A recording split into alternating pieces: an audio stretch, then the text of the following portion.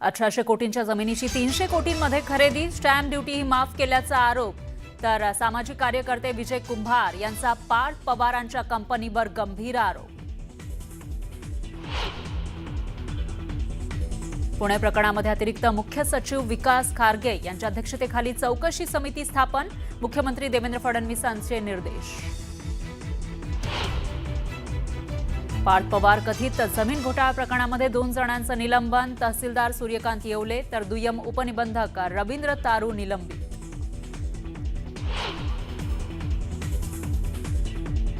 त्याबद्दलची पूर्ण माहिती मला काही नाहीये.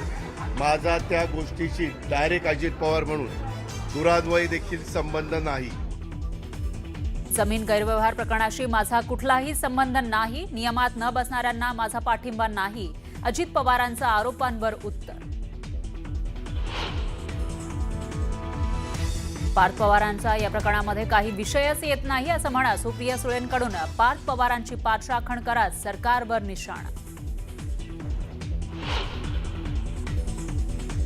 पुण्यात पार्थ पवारांविरोधात ठाकरेंची शिवसेना आक्रमक, रस्त्यावर उतरत घोषणाबाजी करत अजित पवारांच्या राजीनाम्याची मागणी.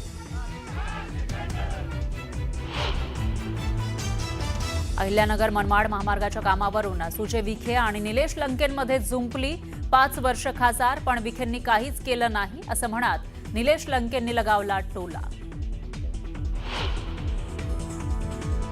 मनोज जरांगेंना जीवे मारण्याची धमकी देणारे आणि कट रचणारे दोघेही ताब्यात.